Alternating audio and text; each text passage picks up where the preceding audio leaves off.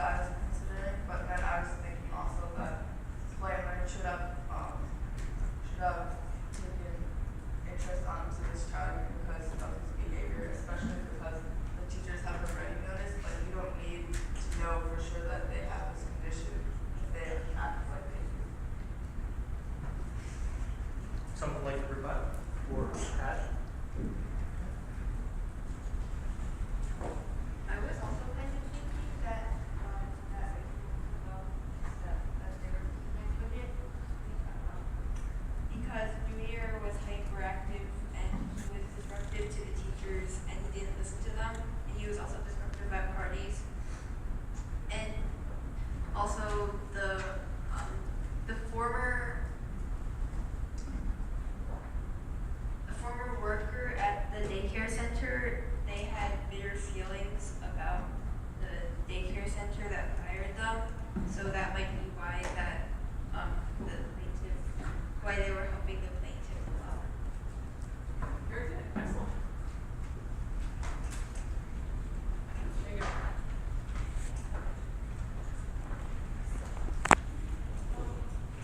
I was thinking about why the defense is right because the parents of Junior did not tell Play and Learn about the HID disorder, but I think the plaintiff is right because the teachers did not supervise the children correctly. And why were the Starfish crackers on the diaper changing table? Junior may have been hungry and wanted these Starfish crackers. Therefore, if he climbed on top of it, he fell and still believes in Play and Learn falls. Now, both sides raise good points. The defense has a point that Junior has a long history of being hyperactive, which is why Sean should have told them. But I still believe that the plaintiff is right because the Play and Learn didn't have enough teachers to supervise, even though that they were supposed to by law.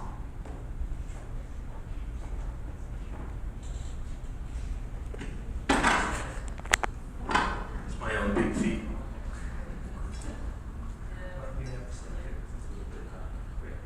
I lean towards the plaintiff side because the teachers lacked care for Junior, and all children should be looked after. Hence the name of daycare. And it's very normal for toddlers to be energetic. So therefore, Junior is kind of innocent because he's 3 years old and he has no control of his actions, and he doesn't know much about causing an accident and hurting himself.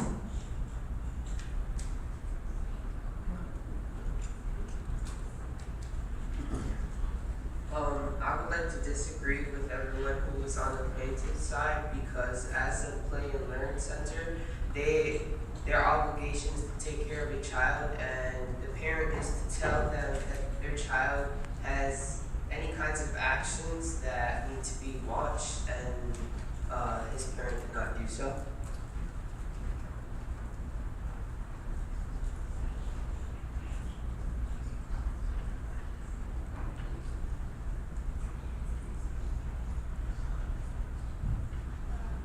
You could assume that this child needed special care because from the other schools he's been to, people needed to watch out for him, and even someone investigated him in this Play and Learn preschool school. And I'd like to add on and why the plaintiff should win. You said the law must require a teacher and an assistant teacher to be in this room. That was not fulfilled, and there was only one teacher in this room. Therefore, the plaintiff should win.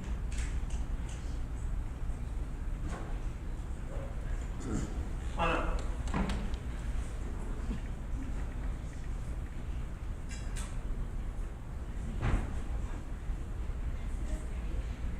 I feel like the plaintiff side is the side I'm going to go towards because, I mean, it's not really that it's their fault. It's more of daycare is neglected because it's a daycare, so you're supposed to watch all children. You can't just leave one behind and expect him to go wherever he wants to go. Besides, you also know that he's kind of hyperactive and he's a little bit different from the others. So you have to pay a little more attention to him, even if you don't know that he has HIV. Okay, thank you. We're going to, I'm going to just clarify again some legal points, and then Mr. Jackson is going to poll the jury with respect to their decisions. Again, as far as legal obligations are for Play and Learn, or for any daycare center, again, they must have two teachers in the room, a head teacher and an assistant.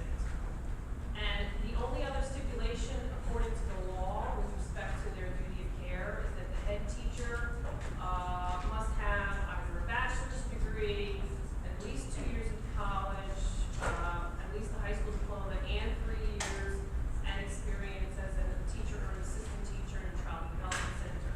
The assistant teacher must have 2 years of college and competence with children, or a high school diploma and a certificate in child development. That is what the law says with respect to the obligation of care that must be provided by a daycare center. Okay? So as far as the law is concerned, that is what they outline as duty of care, what they have to do for its children.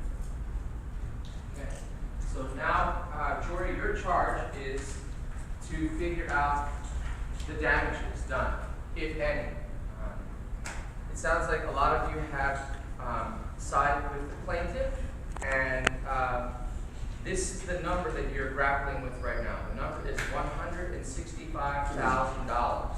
Okay, that is the amount that the plaintiff is seeking. Okay, and how that is broken down is that $115,000 of those dollars are going to be allocated towards medical bills, rehabilitation, and lost wages. Okay, $50,000 is going to be allocated towards pain and suffering. It is going to be retribution, okay, for the pain and suffering that the plaintiff has endured. So the total is $165,000. If you do side with the plaintiff, you can go anywhere between $1 and $165,000. Okay. You could also side on behalf of the defendant and say that the plaintiff deserves $0 of reimbursement in the form of medical bills, rehabilitation, lost wages, and pain and suffering. Okay. So what I'd like you to do right now is to turn and talk to a partner about that, and we're going to be doing some voting, okay, to determine your final decision. So what do you think? Turn and talk.